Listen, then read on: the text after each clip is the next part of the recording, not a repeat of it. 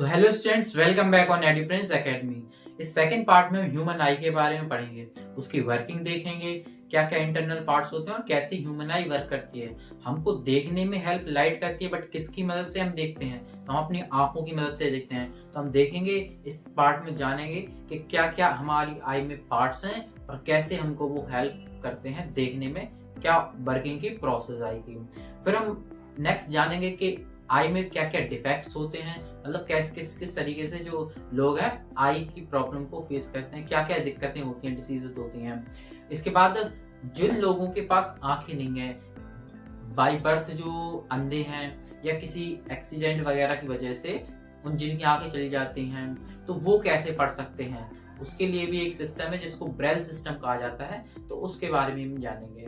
ठीक है, तो स्टार्ट करते हैं सबसे पहले कि ह्यूमन आई के में कौन कौन से इंटरनल पार्ट्स होते हैं। तो सबसे पहले एक बार नाम देख लीजिए सबका। देखो, जो बाहर की जो पूरी हमारी आई बॉल है, इसमें मेनली जो बाहर की लेयर होती है इसको स्कैलरा बोलते हैं। क्या बोलते हैं? स्कैलरा बोलते हैं। जो आंखें हमारी व्हाइट कलर की दिखती है ना, जो आई बॉल व्हाइट कलर की दिखती है, ये क्या है? स्कैलरा है। ठीक है, ये व्हाइट कलर का होता है। बट ये स्कैलरा जो फ्रंट ऑफ द आई में ये जो बाहर की लेयर कहलाती है, इसको कॉर्निया कह देते हैं। मतलब ये स्कैलरा फ्रंट में जाके इसको ट्रांसपेरेंट मेम्ब्रेन हो जाती है, इसीलिए इसको जो ट्रांसपेरेंट मेम्ब्रेन है इसको क्या कहते हैं? कॉर्निया बोलते हैं। मतलब ये पूरा यहाँ से यहाँ तक ये हम कहेंगे इसको स्कैलरा बोलेंगे, बट ये यहाँ आकर ट्रांसपेरेंट हो जाती है। स्कैलरा व्हाइट कलर की है, यहाँ आकर ट्रांसपेरेंट हो जाती है, जिसको कॉर्निया कहा जाता है। ये ट्रांसपेरेंट थिन मेम्ब्रेन होती है। ठीक है, ये हमारी आंखों को प्रोटेक्ट करती है। ठीक है, thin transparent membrane that covers front of the eye, eye के फ्रंट में जो कवर करती है। ठीक है, और स्कैलरा कहाँ ये लिखा हुआ है? Outer membrane of the I, white in colour. Colour में कैसी होती है? व्हाइट होती है, जो शेप देती है आई को, क्या शेप देती है? Filled with clear watery fluid. इसके अंदर क्लियर, बिल्कुल क्लियर एक फ्लूइड भरा रहता है पानी के जैसा। ठीक है, जो हमारी आई बॉल को शेप देने का, शेप मेंटेन रखने का काम करती है। ठीक है, इसके बाद देखो, ये जो एक छोटा सा होल होता है आंखों में, जिसकी मदद से जो लाइट है एंटर करती है आंखों में, इसको कहा जाता है पपिल। क्या बोलते? पपिल बोलते हैं।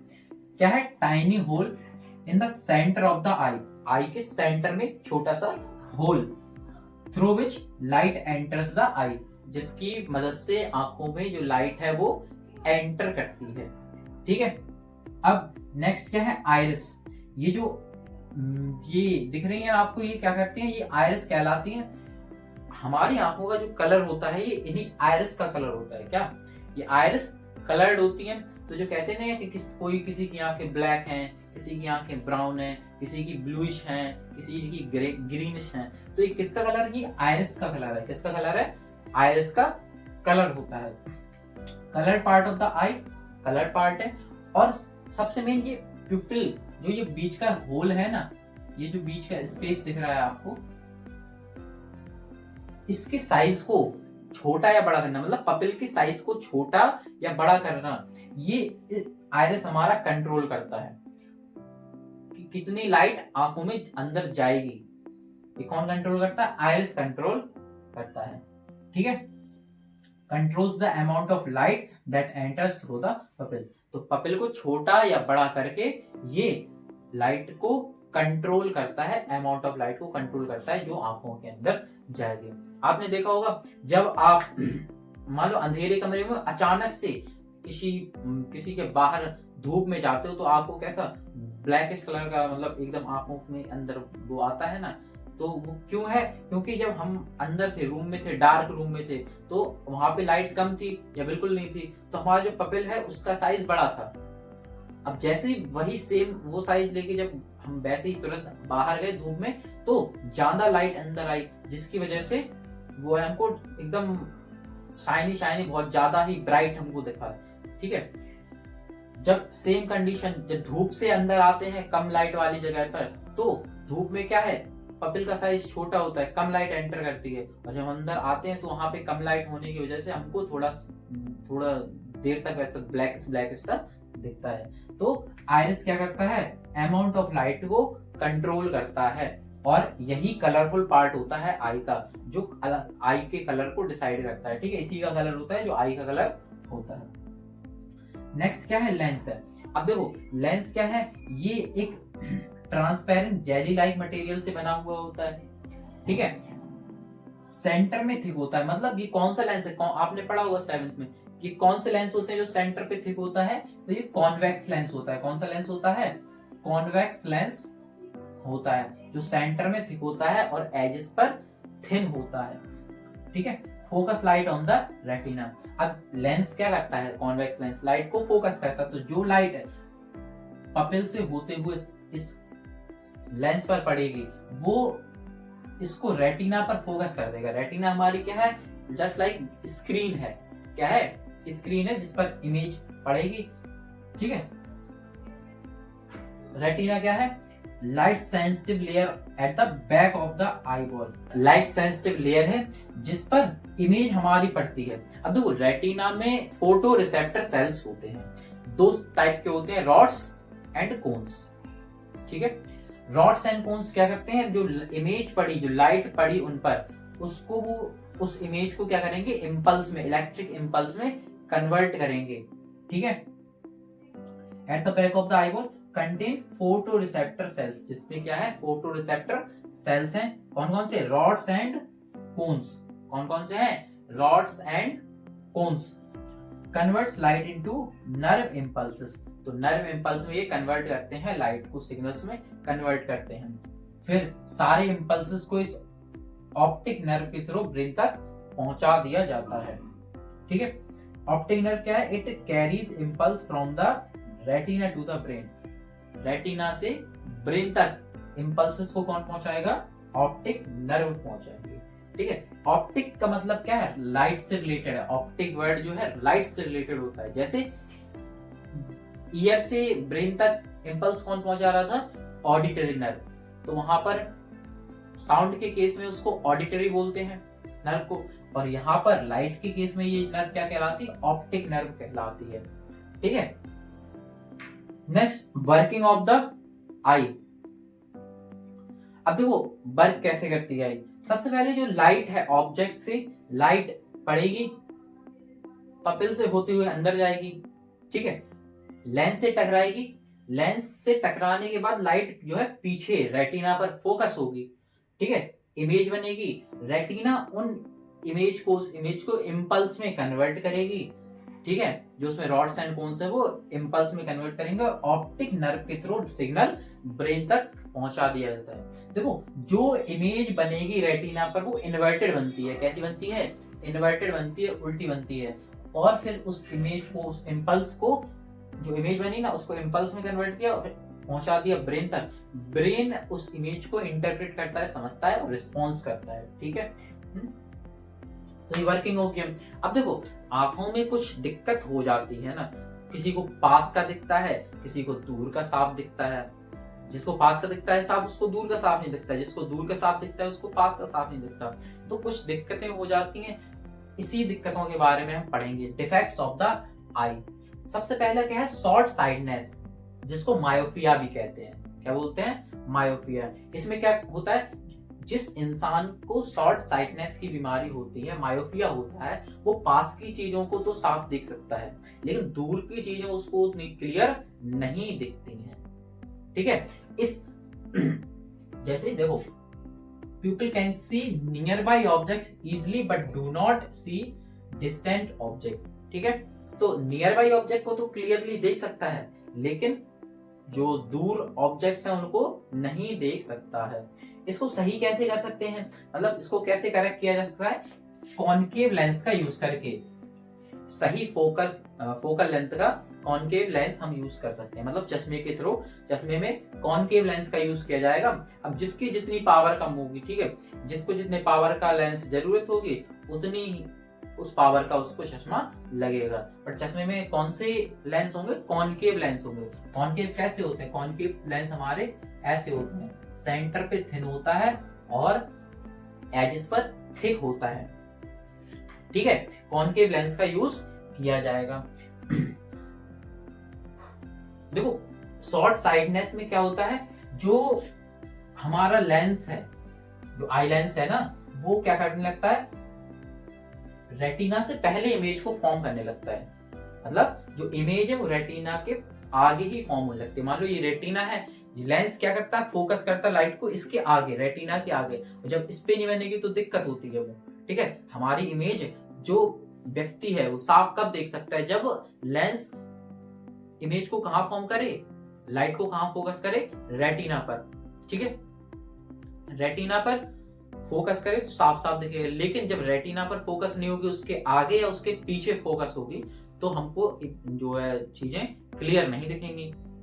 तो मायोपिया के केस में क्या होता है, जो हमारी लाइट है वो फोकस रेटिना के आगे होने लगती है, जिसकी वजह से शॉर्ट साइटनेस होती है। पास की चीजें तो क्लियर दिखती हैं और दूर की चीजें क्लियर नहीं दिखती हैं। इसको सही कर सकते हैं कॉनकेव लेंस का यूज करके। ठीक है, अब देखो रेटिना की बात चले कि एक चीज और, यहाँ पर एक चीज भूल चुके हैं, ब्लाइंड स्पॉट क्या होता है। देखो रेटिना पर जहां पर ये ऑप्टिक नर्व है, इस जगह पर कोई भी रॉड्स एंड कोन्स नहीं होते हैं। इस जगह पर कोई रॉड्स एंड कोन्स नहीं होते हैं। तो अब जाहिर सी बात है, जब रॉड्स एंड कोन्स ही नहीं है तो जो हमारी इमेज है वो इस पे बनेगी ही नहीं। तो इस जगह पर जो भी लाइट पड़ती है उसको हम नहीं देख पाते हैं। ठीक है, और यही क्या कहलाता है, ब्लाइंड स्पॉट कहलाता है। सेकंड हमारा है लॉन्ग साइडनेस। लॉन्ग साइडनेस जैसे वो बोलते हैं हाइपर मायोपिया। अब हाइपर मायोपिया में क्या है, लॉन्ग साइडनेस मतलब दूर की चीजें तो क्लियर दिखती हैं। जिस आदमी को लॉन्ग साइडनेस है उसको दूर की चीजें तो क्लियर दिखेंगी, बट पास की नहीं दिखती है क्लियर। ठीक है, इसको कैसे सही कर सकते हैं, इसको कॉन्वेक्स लेंस के द्वारा सही किया जाता है। मतलब हम चश्मे में कॉन्वेक्स लेंस का यूज करके, ठीक है, कॉन्वेक्स लेंस का यूज किया जाता है। अब जिसको जितनी पावर की जरूरत होगी उतने पावर का कॉन्वेक्स लेंस यूज किया जाता है इसमें। ठीक है, इसमें क्या होता है, जो हमारी लाइट है वो रेटिना के पीछे फोकस होने लगती है। मतलब यहाँ से ये फोकस करेगा लाइट को, लगभग यहाँ तक पूरी अच्छे से नहीं बनेगी लाइट। ठीक है, पूरे अच्छे से फोकस नहीं होगी, वो कहीं वर्चुअली पीछे फोकस होगी। मतलब समझ रहे हो ना, पीछे फोकस होगी। इसी वजह से यहाँ पर क्या होता है, दूर की चीजें तो पास दिखती है बट नजदीक की चीजें पास नहीं दिखती हैं। ठीक है, नेक्स्ट क्या है, कैटरेक्ट। आपने सुना होगा जो बड़े हो जाते हैं लोग या कुछ लोग होते हैं जिनको मोतियाबिंद हो जाते हैं, तो कैटरेक्ट वही होता है। क्या है, जो हमारा लेंस है ये धीमे धीमे कोई भी चीज धीमे धीमे खराब तो होगी, तो ये क्या हो जाता है, लेंस क्लाउडी सा हो जाता है, ओपैक हो जाता है।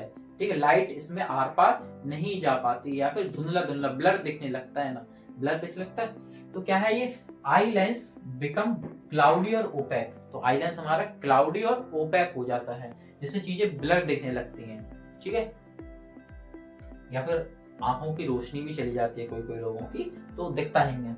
तो eye lens is replaced by artificial lens by surgery. तो इसमें क्या करते हैं डॉक्टर्स, सर्जरी से आई लेंस को, इस जो हमारे आई में जो आई लेंस है इसको हटाकर आर्टिफिशियल आई लेंस लगाया जाता है। आर्टिफिशियल लेंस को लगाया जाता है सर्जरी के दौरान। ठीक है, अब तो जो सर्जरी है काफी कॉमन हो चुकी है ये, और इजी भी हो चुकी है जैसे जैसे टेक्नोलॉजी बढ़ रही है। ठीक है, लेजर के थ्रू भी होने लगी है, मतलब काटने की, सीजर से काटने की जरूरत नहीं है आंखों को, और लेजर के थ्रू ऑपरेशन होने लगा है, जिसको लेसिक वगैरह भी बोलते हैं, लेसिक। ठीक है, नेक्स्ट क्या है, केयर ऑफ द आई। अब हमें अपनी आंखों की केयर भी करनी जरूरी है कि हमारी आंखें लंबे टाइम तक हेल्दी रहें और उन्हें कोई दिक्कत ना हो। ठीक है, तो केयर में कुछ पॉइंट्स हैं, क्या क्या हमको करना चाहिए, क्या क्या चीजें अवॉइड करें। तो जैसे हमको डायरेक्टली सन को नहीं देखना है, सन को डायरेक्टली देखने से उसमें काफी यूवी रेस जाती हैं, जिसकी वजह से आंखें धीमे धीमे खराब हो सकती हैं। तो सबसे पहला क्या है, हमने कुछ कीवर्ड्स में लिखा है, तो आप अगर चाहो तो कीवर्ड्स याद रखना, वरना हम समझा दे रहे हैं। सन, तो क्या है, सन को डायरेक्टली नहीं देखना है। Second, right amount of light, मतलब ना तो ज्यादा हमको तेज रोशनी में पड़नी है, ना कम रोशनी में पड़ना है। मतलब रूम में अगर पढ़ रहे हो या फिर जहां भी हो, तो राइट अमाउंट ऑफ लाइट होनी चाहिए। कम धीमे रोशनी पड़ोगे, ज्यादा आपको फोकस करना होगा, जिससे आंखों पे असर पड़ेगा। ठीक है, स्ट्रेन होने लगेगा और भी चीजें। जब भी आंखों में कोई फॉरेन पार्टिकल चला जाए, बाहर की डस्ट वगैरह या कोई पार्टिकल चला जाए, तो उसको रब नहीं करना है। कहते हैं ना आंखों में कुछ चला गया तो रब कर लिया, कैसे उसको नहीं, रब नहीं करना है, उसको पानी से धुलना है। क्या करना है, स्प्लैश करके पानी को ऐसे पानी के छींटे मारने, उससे धुलना है, उससे निकालना है। आपको आंखों को रब नहीं करना है। विटामिन ए, और विटामिन ए से भरी हुई चीजों को खाएं, मतलब जो चीजें रिच होती हैं विटामिन ए में, जो फूड विटामिन ए में रिच होता है उसको खानी, जैसे कैरेट हो गया, हाँ, और भी मिल्क हो गया, तो ये सब चीजें खानी चाहिए जिससे हमारे बॉडी में विटामिन ए की कमी ना, क्योंकि विटामिन ए की कमी से डायरेक्ट नाइट ब्लाइंडनेस होता है। नाइट ब्लाइंडनेस क्या होती है, कम लाइट में नहीं दिखेगा, मतलब आंखों की बीमारी, ठीक है, रोशनी कम हो जाती है, तो नाइट ब्लाइंडनेस होती है। इसलिए हमको food rich in vitamin A consume करने चाहिए, खाने चाहिए। मूविंग व्हीकल, कभी भी चलती हुई गाड़ी में या चलते हुए व्हीकल पे नहीं पढ़ना चाहिए, रीड नहीं करना चाहिए, ठीक है। जैसे कंसंट्रेशन जो है हमारा, जो आंखों का वो दिक्कत होती है, स्ट्रेन होने लगता है, और भी बहुत सी चीजें हैं, क्योंकि चलती हुई गाड़ी में हिलेगी गाड़ी, आपको फोकस करना होगा, अच्छे से ज्यादा फोकस करना होगा, तो आई जल्दी स्ट्रेन करने लगती है, दिक्कत देने लगती है। अगर कभी भी आंखों की प्रॉब्लम्स हो तो रेगुलर चेकअप कराने चाहिए, ठीक है, रेगुलर चेकअप कराएं, स्पेशलिस्ट डॉक्टर से कंसल्ट करें, ठीक है, और रेगुलर चेकअप कराने चाहिए। पर ईयर या जैसे शेड्यूल बनाओ, 6 मंथ में, 1 साल में रेगुलर चेकअप्स होने चाहिए कि आई की हेल्थ पता लग सके, किस कंडीशन में हमारी आंखें हैं। नेक्स्ट क्या है, ब्लिंक। जब भी आप टीवी देख रहे हो, मोबाइल चला रहे हो या कुछ कर रहे हो, तो लगातार उसको नहीं करना, आंखों को ब्लिंक करके करते, थोड़ा थोड़ा रेस्ट है। कहते हैं ना एक 20-20-20 रूल है कि 20 मिनट्स तक लगातार, हम मान लो टीवी देख रहे हैं तो 20 मिनट्स तक हमने लगातार टीवी देखी, 20 मिनट के बाद आप 20 मीटर दूर के ऑब्जेक्ट को 20 सेकंड तक देखो। लगातार 1 घंटे नहीं देखना है हमको कि लगातार 1 घंटे टीवी देख रहे हैं, तो नहीं, हर 20 मिनट्स में कोई 20 मीटर दूर रखे ऑब्जेक्ट को 20 सेकंड तक देखिए, फिर से आप अपना काम रिपीट कीजिए, ठीक है। तो लगातार नहीं देखना है, बट और टाइम टू टाइम ब्लिंक करते रहना आंखों को। ऐसा नहीं है, बहुत से लोग मोबाइल चलाने में इतने मगन हो जाती है, टीवी देखने में इतने मस्त हो जाते हैं कि वो फिर बिना ऐसे आंखें बंद नहीं हो रही, ब्लिंक भी नहीं हो रही, इतने फोकस से वो टीवी देख रहे हैं। तो ऐसा नहीं करना है, particular time to time blink करते रहती है आंखों को, ठीक है। तो ये कुछ पॉइंट्स हैं आई के केयर करने के लिए, ठीक है। नेक्स्ट हमारा क्या है, अब देखो कुछ लोग होते हैं जो बाय बर्थ, जन्म से ही उनको दिखाई नहीं देता है। कुछ लोग ऐसे होते हैं जो किसी बीमारी के चलते अपनी आंखों को खो देते हैं, आंखों की रोशनी उनकी चली जाती है, या कोई एक्सीडेंट के दौरान उनकी आंखों की रोशनी चली जाती है। तो अब वो कैसे पढ़ सकते हैं, ठीक है, वो भी तो पढ़ सकते होंगे ना, कोई चीज है, बाकी वो पूरी दुनिया का ऑब्जर्वेशन कैसे करते हैं, बाकी किस 4 सेंस से, टेस्ट करके, स्मेल करके, सुनकर, ठीक है, फील करके, लेकिन आंखें उनकी नहीं है, दिखाई नहीं देता है, तो वो कैसे पढ़ सकते हैं, ठीक है। तो उनके लिए भी एक सिस्टम है जिसको ब्रेल सिस्टम कहते हैं, ठीक है। लुइस ब्रेल नाम के व्यक्ति, ये भी क्या थे, अंधे थे, ये भी अंधे थे, तो इन्होंने एक सिस्टम डेवलप किया, बनाया, इसको 1821 में पब्लिश किया इन्होंने। और इसमें क्या है, it is a system of representary characters by raised dots. इसमें डॉट्स होते हैं जो रेज्ड, उठे डॉट्स होते हैं, उभरे डॉट्स होते हैं, कुछ पैटर्न होते हैं जिसको टच करके, फील करके अंधा व्यक्ति पढ़ सकता है, ठीक है। इन सारे पैटर्न्स को याद रखना होता है, ठीक है, याद रख के फिर उसको टच करेंगे, फील करेंगे, और उसको मेमोराइज तो किया ही हुआ है, तो पहचान जाएंगे कि क्या वर्ड या कैरेक्टर या लेटर लिखा हुआ है। Dots can be read by touching them, touch करके रीड कर सकते हैं। Each character has to be memorise, सभी को मेमोराइज करना होता है। जो ब्रेल सिस्टम है उसमें 63 कैरेक्टर्स होते हैं, ठीक है, 63 पैटर्न्स है, कैरेक्टर्स, पैटर्न है, कैरेक्टर बोल सकते हैं, तो 63 कैरेक्टर होते हैं, जिसमें dots are arrange in cells, cells में डॉट्स अरेंज होती हैं, जिसमें 2 वर्टिकल रोज होती हैं, फर्स्ट रो सेकंड रो, ऐसे 2 रोज होती हैं, और 3 जिसमें डॉट्स होते हैं, ठीक है, 2 रोज है जिसमें 1 2 3, 1 2 3, तो 3 कॉलम कह सकते हो, 3 कॉलम्स होते हैं और 2 रोज होती हैं, ठीक है। 2 वर्टिकल रोज हैं, 3 हॉरिजॉन्टल कॉलम्स हैं। हर एक रो में, हर एक वर्टिकल रो में 3 डॉट्स होती हैं, ठीक है, मैक्सिमम 6 डॉट्स हो सकती हैं, ठीक है, एक पैटर्न में। तो जैसे ये लिखा हुआ है, सी के लिए कुछ इस तरीके का कैरेक्टर होता है, ए के लिए कुछ ऐसा पैटर्न होता है, टी के लिए ऐसा। तो जब ये साथ में बना होगा तो फील करके पहचान सकते हैं कि वो कैट लिखा है। क्या लिखा है?